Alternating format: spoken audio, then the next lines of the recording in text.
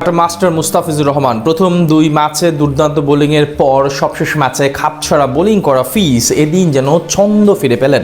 Table টপারদের বিপক্ষে দারুণ বোলিংয়ে নজর কাড়লেন বাংলার এই পেসার। সেই সাথে আইপিএল এর নিলামের আগে জানান দিলেন শর্ট ফরম্যাটে রাজ করতে কতটা প্রস্তুত আছেন ফিস। আইএল টি20তে মুস্তাফিজের বোলিং জাদুর বাকি গল্পটা জানবো প্রতিবেদনে। প্রথম 3 ম্যাচে 5 উইকেট নিয়ে আইএল টি20 লিগে বেশ ভালোই নাম কামিয়ে ফেলেছেন মুস্তাফিজুর রহমান। আজ টানা চতুর্থ ম্যাচেও দুবাই ক্যাপিটালসের একাদশের জায়গা পান বামহাতি এই টাইগার পেসার। এদিন শক্তিশালী ডেজার্ট ভাইপার্সের বিপক্ষে টস হেরে আগে ব্যাট করতে নামে তার দল। আজ লিউস দি প্লয়ের সাথে ওপেন করতে আসেন গতরাতে 99 রানের ইনিংস খেলা শায়ান জাহাঙ্গীর। তবে তেমন সুবিধা করতে পারেননি এই ব্যাটার। তৃতীয় ওভারে নাসিম শাহর শিকার বনে 7 বলে 7 রান করে সাজঘরে ফিরেন তিনি। ওয়ান ডাউনে নামা আফগান অলরাউন্ডার গোলবাদিন নাইবকে সাথে নিয়ে কিছুটা চালিয়ে খেলার চেষ্টা করেন লিউস দি প্লয়। পাওয়ার প্লেতে কেবল 35 রান তুলে দুবাই ক্যাপিটালস। রানের গতি বাড়াতে হাত খুলে খেলতে গিয়ে 20 বলে 21 রান করে বিদায় নেন গোলবাদিন নাইব। প্রথম 10 ওভারে তাদের রান রেট ছিল মাত্র 6.80। সেখান থেকে ধীরে ধীরে চালিয়ে খেলে নিজের কেরিয়ারের 25তম অর্ধশতক তুলে নেন প্লয়। যদিও এরপর আর বেশিক্ষণ টিকতে পারেননি এই ব্যাটার। স্যাম কারানের বলে হাসান নওয়াজের হাতে ক্যাচ দিয়ে 54 রান করে ফিরে যান তিনি। একই ওভারে আউট হন দারুণ ছন্দে থাকা রবম্যান পাওয়েল।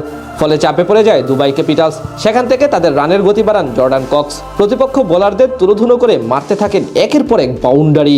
তার সাথে যোগ দেন দাসুন সানাকা। 19তম ওভারে লকি ফার্গুসনের বিপক্ষে 16 রান তোলেন এই দুজন। শেষ পর্যন্ত জর্ডান কক্সের 30 বলে 49 এবং সানাকার 18 বলে 29 রানে ভর করে 166 রানের লড়াকু পুঁজি পায় ফিসদের দুবাই ক্যাপিটালস। জবাব দিতে নেমে দারুণ শুরু করেন ডেজার্ট ভাইপার্সের দুই ওপেনার ম্যাক্স হোল্ডার এবং ফখর জামান। দুজন মিলে প্রথম 4 ওভারে আনেন 32 রান। প্রথম ওভারে প্রথম বল করতে আসেন মুস্তাফিজুর রহমান। প্রথম 3 বলে দেন 6 রান। তবে চতুর্থ বলে তার অফ স্টাম্পের বাইরের স্লোয়ার বাউন্সার কিপারের মাথার উপর দিয়ে খেলতে গিয়ে শায়ান জাহাঙ্গীরের হাতে ক্যাচ দেন 12 বলে 14 রান করা ফখর জামান। পাওয়ার প্লেতে 50 রান তোলে ডেজার্ট। সপ্তম ওভারে বল করতে এসে দারুণ খেলতে থাকা ম্যাক্স হোল্ডারকে আউট করে মাত্র 4 রান দিয়ে যান হায়দার আলী। যদিও তার বিদায়ের পর নতুন করে ঝড় তোলেন হাসান নওয়াজ। মাত্র 17 বলে 31 রানের কার্যকরী ইনিংস খেলে আউট হন এই পাকিস্তানি তরুণ। শেষ 10 ওভারে ডেজার্টের দরকার ছিল 79 রান। সেখান থেকে দলের হাল ধরেন স্যাম কারেন এবং বেন লরেন্স। 11তম ওভারে আবারও বল করতে আসেন মুস্তাফিজুর রহমান। সেখানে এক ছক্কা হজম করে দিয়ে যান 10 রান। 15 বলে 20 রান করা লরেন্সকে ফিরিয়ে দলকে ব্রেক থ্রু এনে দেন দাসুন সানাকা। তবে নতুন করে সিমরন হেটম্যার এবং স্যাম কারেনের জুটি গলার কাটা হয়ে দাঁড়ায় দুবাইয়ের জন্য। মাঝে 16তম ওভারে মাত্র 4 রান এবং 18তম ওভারে মাত্র 5 রান দিয়ে ম্যাচ জমিয়ে তোলেন মুস্তাফিজুর রহমান।